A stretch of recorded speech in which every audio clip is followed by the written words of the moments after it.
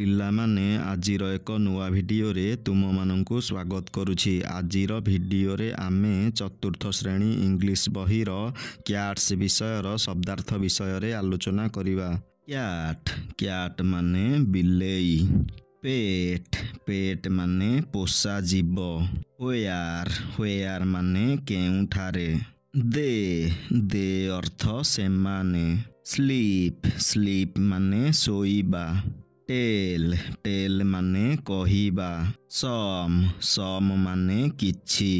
Place ମାନେ ସ୍ଥାନ ବା ଜାଗା। ରିଡ୍ ମାନେ ପଢ଼ିବା। ପୋଏମ୍ ମାନେ କବିତା। ଏନିହୋୟାର ମାନେ ଯେକୌଣସି ସ୍ଥାନ। ଅଣ୍ଡର ମାନେ ତଳେ। ଟପ୍ ମାନେ ଶୀର୍ଷ ବା ଅଗ୍ରଭାଗ। ୱିଣ୍ଡୋ ମାନେ ଝରକା। ଲେଜ୍ ମାନେ ଧାର। ଓପନ୍ ମାନେ ଖୋଲିବା। ଏମ୍ପ୍ଟି ମାନେ ଖାଲି। ଲ୍ୟାପ୍ ମାନେ କୋଳ।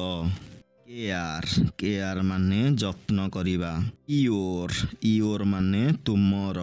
ଟିଚର ମାନେ ଶିକ୍ଷକ। ଏବାଉଟ୍ ମାନେ ବିଷୟରେ।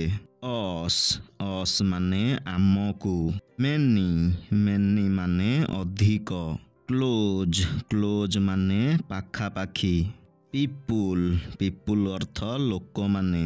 ନୋ ମାନେ ଜାଣିବା। ଦିସ୍ ମାନେ ଏହା। ୱାର୍କ ମାନେ କାର୍ଯ୍ୟ।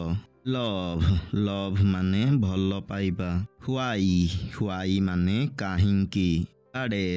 ଗାର୍ଡେନ ମାନେ ବଗିଚା। ଫିଲ୍ଡ ମାନେ ପଡ଼ିଆ। ଫଲୋ ମାନେ ଅନୁସରଣ କରିବା। ୟୁଜ୍ ମାନେ ବ୍ୟବହାର। ୱାଲ୍ ମାନେ କାନ୍ଥ। ଇନସାଇଡ୍ ମାନେ ଭିତରେ। କରେକ୍ଟ ମାନେ ସଠିକ୍। ଫ୍ୟାମିଲି ମାନେ ପରିବାର। ପିଲାମାନେ, ଏଠାରେ ଆଜିର ଭିଡ଼ିଓଟି ଶେଷ ହେଉଛି। ଏହିଭଳି ଶିକ୍ଷଣୀୟ ଓ ଗୁରୁତ୍ୱପୂର୍ଣ୍ଣ ଭିଡ଼ିଓ ଦେଖିବା ପାଇଁ ଏହି ଚ୍ୟାନେଲକୁ ସବସ୍କ୍ରାଇବ୍ କରି ପାଖରେ ଥିବା ବେଲ୍ ଆଇକନକୁ ପ୍ରେସ୍ କରିଦିଅ।